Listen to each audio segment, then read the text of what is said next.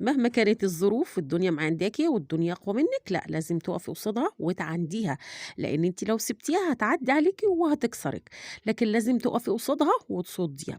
تعالوا النهارده كده هنعمل في الظروف اللي إحنا فيها اللي كل الدنيا دي شغّالة بيها وحاسة باللي الناس كلّها حاسة بيه إيه، تعالوا هنعمل غدا اقتصادي ب30 جنيه بس. غدا إيه أنتِ يا ستّي أنتِ بتضحكي علينا؟ لأ والله العظيم مش باضحك عليكم، الغدا اللي قدّامكم ده فعلًا بجد ب30 جنيه. تعالوا كده طَب نشوف الكلام ده فعلًا صح وعملي والّا كلام كده فيديوهات والسلام؟ لأ تعالوا ندخل كده على الفيديو بقلب مليان ونسمّي بسم الله ونصلّي على الرسول، بس ما تنسوناش باللايكات يا بنات والكومنتات اللي زي العسل والسكر، اللي أنا دايمًا باحب أسمعها منكم دايمًا وباحب إن أنا أطلبها منكم. باحبكم، باحبكم كتير، كتير، كتير في الله والله العظيم أنتم فعلًا أحلى أخوات في الدنيا دي كلّها، مش عايزة أقول متابعين، أنتم فعلًا بجد أحلى أخوات، إخوات والله العظيم شُفتوا لمّا كانوا بيقولوا رُبّ أخٍ لم تلده لك أمك، على حسب ما يعني الثقافة هي مش عالية أوي بس إحنا أدينا أهو بنتكلّم. فعلًا والله العظيم، أنتم بجد أحلى أخوات، أخوات مش من دمي، بس والله العظيم أنا باحبكم في الله زي ما أنتم بتحبوني والله العظيم وربنا وحده أعلم. بُصّوا يا بنات، طيب بتعملي إيه يا أماني؟ نخش بقى في الفيديو بتاعنا. إيه الغدا أو إيه الأكلة اللي هي ب30 جنيه دي؟ بُصّوا، أنا قعدت بقى كده الأول هاقول لكم بقى اصبروا عليّا، اصبروا واحدة، واحدة.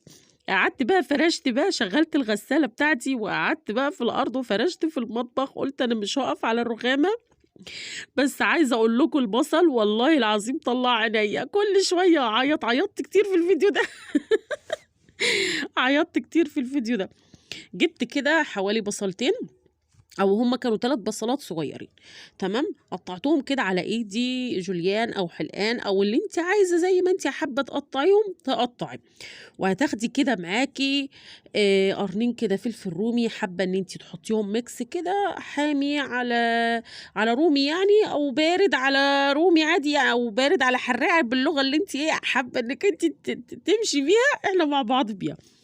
تمام، بس أنا الصراحة ما كانش عندي إلا اللي هو الفلفل الرومي اللي هو البارد ده، ما كانش حامي، تمام، خدت كده قرنين كده قطّعتهم برضه بُصّوا عمّالة أعيّط،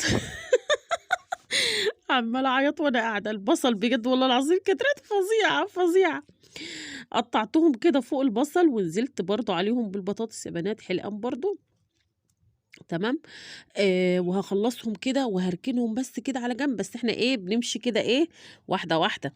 اللايك يا جماعة، اللايك ما تنسوناش باللايك، اللايكات والله العظيم اللايك أحلى وأقول لكم كنت سمعتها في قناة قبل كده قال لِك الكهرب اللايك لا بيكهرب ولا بيعض ولا بيعمل أي حاجة خالص. تمام، خلّصنا كده صينية البطاطس بتاعتنا وهنمسك بقى إيه، ده كان نُص كيلو ملوخية خضرا يا بنات، نُص كيلو ملوخية. مسكته كده قعدت أقرطف فيه، بس كانت ملوخية يعني مش عايزة أقول لكم الحمد لله، الحمد لله كانت ملوخية ورقتها كده صغنطوطة خالص، ملوخية محمد ابني دي، قُلت له: "ما هو ملوخيتك يا ابني ربنا أعلم بيها." بس هو يعني برضه كتّر خيره ما بيعرفش برضه في الحاجة دي، كويس إن هو بيعرف يجيب لي يعني. فقطّعتها كده قرطفتها برضه وأنا قاعدة، جهّزت كده الحاجة بتاعتي، ما تقلقوش الملوخية النُص كيلو يعني ما خدش وقت إن البطاطس تسوَد ولا حاجة، يعني ما خدناش وقت فيها. هنقرطفها كده مع بعضينا ونلم بقى المهرجان بتاعنا ده علشان نقوم بقى إيه، نتبِّل كده البطاطس بتاعتنا كده ونشوف بقى الحاجات الحلوة، التوابل الحلوة دي اللي هتخلّيها بُصّوا، والله يا بنات لو مشيتوا فعلًا زي أنا ما قُلت لكم في الفيديو ده على الطريقة دي بالضبط كده وعلى التوابل اللي إحنا حطيناها، عمرِك في حياتِك ما هتعتمدي صينية البطاطس إلا بالتتبيلة دي وبالشكل ده اللي إحنا عملناه. عايزة أقول لكم على حاجة، أنا كأماني من الناس اللي ما بتحبش صينية البطاطس، والله العظيم ما باحبها، لإن أنا بطبعي أنتم طبعًا عارفين إن أنا صعيدية، باحب الحاجة يعني الأكل المتسبِّك وكده، الأكل اللي ني في ني ده أنا ما باحبوش، ما ليش فيه. لكن صينية البطاطس من وقت ما أنا عملتها والله العظيم بالطعم ده، خرافة حكاية. خلّصنا الملوخية بتاعتنا وهناخد صينية البطاطس كده عشان نقوم نتبِّلها تتبيلة قمر من الآخر. طب عوّضنا يا أماني الفلفل الحراق بإيه بقى، والفلفل الحامي بإيه، خدنا كده إيه، معلقة هريسة كده من الشطة بس ما كتّرتش عشان يوسف ومريم الحاجة الحراقة ما بياكلوهاش، تمام، طيب الهريسة برضه الهريسة مش حامية أوي الهريسة بتاعتي دي، يعني طلعت حلوة وسط، نزلت برضه بحوالي كده معلقة ملح صغيّرة أو أقل من معلقة ملح، وهاخد كيس صلصة كنت جايبة كيس صلصة أو لو عندِك صلصة علب تمام. هنحط كده حوالي نُص معلقة توم بودرة، نُص معلقة 7 بهارات، وهناخد زعتر، وهناخد روزماري برضه نُص معلقة يا بنات. أنا باسمّي لكم وأنا إيدي شغّالة تحُط، لإن أنا مش شايفة ده إيه وده إيه عشان أكون صريحة معاكم. المهم سمّيت لكم التوابل اللي أنا حطيتها. يبقى حطينا ملح، فلفل أسود، بابريكا، لأ مش بابريكا، ملح، فلفل أسود، زعتر، روزماري، نُص معلقة 7 بهارات، وكل ده كده إيه، وكيس صلصة وملح، ودعكنا كل الحاجات بتاعتنا كده إيه مع بعضيها، وهنسوي كده إيه البطاطس. ادعكي بس أنتِ كده وشمي الريحة، والله العظيم شمي الريحة من قبل ما تستوي، هتتفرجي على ريحتها من قبل ما تاكليها. طيب معانا هنا إيه الغدوة اللي ب30 جنيه يا أماني. بُصّوا، دي يا بنات جناحات. الجناحات معروفة على حسب المكان اللي أنتِ بتشتري منه، في معاكِ من 25 ل35 جنيه، تمام؟ الصراحة أنا جبتها ب30 جنيه أو ب35، يعني يا ب30 يا 35 في الrange ده. هو الصراحة جاب لي محمد جاب لي 2 كيلو، وبالمناسبة الأكلة دي ممكن تكفّي عيلة من 8 أفراد زي أنا كده إيه ما عملت، يعني لو كيلو هيبقى حلو تمام زي الفل. طيب نزلنا بنُص معلقة توم باودر، نزلنا بنُص معلقة فلفل أسود، نُص معلقة ملح، نُص معلقة روزماري، نُص معلقة إيه تاني استنوا أجمّع بس زعتر، تمام، ونُص معلقة 7 بهارات، ونزلت بمعلقتين كاتشب ومعلقة زيت، حوالي معلقة أو معلقتين زيت. قلّبي بقى الجناحات بتاعتِك دي تقليبة كده إيه محترمة. طبعًا الجناحات إحنا كنا نقعتها في مَيّة وملح وخل، وسِبتها شوية وبعد كده غسلتها ونضّفتها وخلّيتها زي الفل كده زي ما أنتم شايفين. نحط بقى التتبيلة بتاعتنا اللي إحنا تبّلنا بيها الجناحات دي على صينية البطاطس، والله العظيم وكُلي بقى، وكُلي. بمناسبة البطاطس، اللي عايز يا بنات يخلّيها بيضة ما يحطّش كيس الصلصة، لأ عايزة تخلّيها حمرا حُطّي كيس الصلصة، بس بالأمانة والله العظيم بكيس الصلصة كانت خطيرة، خطيرة، خطيرة، مش خطيرة وبس. أنا باقول لكم والله العظيم الكلام ده اللي ما كانش فيه مصداقية أنا ما باتكلّمش فيه، ما كنتش صادقة والحاجة جرّبتها وعارفة طعمها إيه ما باقولش عليها حلو. بس هارُص بس كده الجناحات بتاعتي كده رَصّة كويسة، اللي مش مستعجل عليها يا بنات ممكن يدخّلها الفرن. أنا بما إن ناصر بيحب إن هو ياكل قبل ما يمشي وكده الأيام دي عشان الdiet اللي هو عامله لي ده، فباحب إن أنا بُصّوا الحاجة يعني باحب إن أنا أقلِّل فيها السمنة والزيت والكلام ده كُلّه، وباحاول إن أنا أعمل له الأكل اللي هو الحاجة اللي زي كده يعني إن هو ياكله بالنهار، عشان بالليل بياكل أي إيه، بياكل أي حاجة خفيفة. هافضّي برضه اللي فاضل من التتبيلة في الطبق فوق الصينية وهادخّلها الفرن، بس هاجيب لها ورق فويل الأول وهالفّها كده لفّة كويسة. بس أنا مش هادخّلها الفرن، يعني أنتِ اللي عايزة تدخّليها الفرن دخّليها، أنا كنت مستعجلة عليها أحطّها على البوتاجاز من فوق، على النار على البوتاجاز من فوق عشان يعني عايزة أخلص بمعنى الأصح يعني، تمام، بس ما تخلّيش النار عالية أوي عليها عشان ما تشيطش منِّك أو البطاطس تتلسوع منِّك وتبقى لسه برضه، تمام. هنا بقى كان عندي شوربة، أنا لمّا بيفيض شوربة يا بنات باحطّها في أكياس تلاجة واحطّها في الفريزر. خدت كيس شوربة زي ما أنتم شُفتوا كده وحطّيته في الحلة على النار وسِبته يغلي، وجِبت الملوخية بتاعتي الحلوة دي وقعدت بقى إيه على الرخامة. بُصّوا أنا لمّا باكون شغّالة في المطبخ عايزة أقول لكم إن أنا عندي استعداد إيدي دي أحطّها في 100 حاجة، والله العظيم، عشان أخلص، عشان عايزة أخلّص، يعني بطبعي حتى لو هُم مستعجلين أو مش مستعجلين، ما باحبش إن أنا أطوّل بالي على الحاجة، ما باحبش إن أنا يعني أقول لأ مثلًا أخلّص دي وأحُط دي، لأ مش عارفة إيه، لأ باحب إن أنا طالما مسكت حاجة تِك، تِك، تِك ورا بعضيها لحد ما أخلّصها. فمش مشكلة عندي، يعني ممكن تلاقوا إيد مشغولة هنا وإيد هنا وإيد هنا عادي يعني. بس على بال ما خرطت كده الملوخية هالاقي بقى الشوربة بتاعتي إيه، خلاص غلت.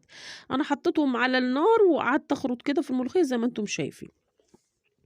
بُصّوا هنا خلاص الشوربة بتاعتي غليت أهي الشوربة بتاعتها. ما عندكيش شوربة ممكن تحطي مكعب ماجي وشوية مَيّة وهيبقى زي الفل. ناس كتير كانت بتعتمد الطريقة دي زمان، كتير أوي، أوي، تمام. نزلنا كده إيه بالملوخية، بس قبل ما أنزل بالملوخية خدت كده بُصّوا يعني حوالي فصّين توم كده مهروسين ونزلت بيهم في الشوربة. باحب إن أنا أحط التكاية دي كده، بتدّي الصراحة التوم بيدّي ريحة للملوخية لمّا تحطيه كده في الشوربة بيدّيها حلو أوي. وعايزة أقول لكم على حاجة، زي ما يكون سبحان الله حبة الشوربة اللي كانوا موجودين في الكيس دول على قد الملوخيات بالضبط، والله العظيم ما كانوا محتاجين أي حاجة، على قديهم بالضبط، بالضبط يعني مش بالضبط وبس. غليت كده يا دوبك رفعت، شِلتها من على النار وجِبت القلاية بتاعتي وهاحُط فيها زي ما أنتم شايفين بُصّوا يعني حبّة سمنة صغنطوطة كده علشان خاطر التومة اللي أنا هاشوّحها فيها، ما أنا باقول لكم إن أنا باقلِّل دلوقتي في السمنة والزيت بتاعي في الأكل. بس كده أهو. هاجيب بقى كده إيه فص توم مهروس أهو تاني، فصين كده توم مهروسين، ده كده حلو أوي بالنسبة للملوخية، لإن الملوخية مش كتير، فبالنسبة لي كده التومات كده إيه تمام زي الفل، التومة اللي أنا حطيتها كده تمام. بُصّوا شايفين إن السمنة أو الزيت قليل إزاي في القلاية بُصّوا، أهو شايفين؟ بس هانزّل كده التوم بتاعي ده كلّه كده، ولازم أعمل الحركة دي، لازم آخُد حبّة من الملوخية كده وأحطها شقي بقى، اللي بتشهق في الملوخية تشهق براحتها، أنا ما باشهقش ما باشهقش وبتطلع حلو. جينا هنا هنعمل حبّة رُز برضه، بُصّوا يعني برضه الزيت مش كتير، حوالي معلقتين رُز كده، وهننزل بحوالي نُص كوباية كده من الشعرية أو كوباية شعري، يعني حوالي نُص أو أكتر من نُص بشوية. بس كنا غسلنا الرز هنا برضه احمرت الشعرية ونزلنا بيه، ما عنديش بقى شوربة أو الشوربة اللي عندي متجمدة لسه هافُك ونسيتها لأ، هانزل بمكعب ماجي وكده زي الفل، هادّيهم تقليبة برضه مع بعضيهم، بُصّوا أنا هنا سرّعت لكم الفيديو شوية، وهانزل بالمَيّة بتاعتي بس تكون مَيّة سخنة، يعني يُفضّل لو عندِك كاتل آآ شغّلي الكاتل يعني كده وخلّي المَيّة تغلي وتنزلي بيها على الرز، يكون أفضل يعني. بُصّوا يا بنات لمّا تكوني ساقية الرز بمَيّة ما تزوّديش المَيّة بتاعته، ما تزوّديش عشان ما يعجنش، بس هندوق برضه الملح بتاعه، هنضبّط الملح بتاعه وهنغطّي عليها، شوفوا كده محتاج تاني والّا لأ، بس كده أهو. هنا الرز كان ابتدى يتشرّب خلاص، قلّبته وهاوطّي عليه وهاغرف الأكل معاكم علشان تشوفوه، بس قبل ما أغرف تعالوا نبُص على الصينية نشوف أخبارها إيه. بُصّوا هنا وأنا بابُص عليها اتقطع الفول رُحت مكمّلاها بحتّة تانية يا بنات، شايفين؟ تعالوا شوفوا شكلها، بُصّوا من قبل ما نحطها جوّه والله العظيم الريحة بتاعتها عايزة أقول لكم كانت جايبة من أول ما تدخلي البيت تحت، وبُصّوا الصوص بتاعها، يعني شايفين الصوص بتاعها رغم إن إحنا ما حطيناش فيها ولا نقطة مَيّة، بس ده الصوص اللي طلع من الفراخ والبطاطس والخضار اللي إحنا حاطينهم. غرفنا الملوخية بتاعتنا، بُصّوا أنا هي المفروض كانت عايزة تحمَر شوية عن كده، بس هُم مستعجلينّي، قُلت يالّا ربنا يسامحكم. وادي الرز بُصّوا مفلفل بالواحدة أهو، بُصّوا الأكل أنا غارفاه وهو سخن مولّع، وادي الصوص اللي طلعت من الفراخ أهي يا بنات، وبُصّوا البطاطس، بُصّوا البطاطس دايبة وشكلها كده يفتح النِفس وشكلها عامل إزاي. ده كان الفيديو بتاعنا النهارده، يا رب يكون عجبكم وتكونوا استفدتوا منه بأي حاجة بسيطة. أستودعكم في رعاية الله، والسلام عليكم ورحمة الله وبركاته.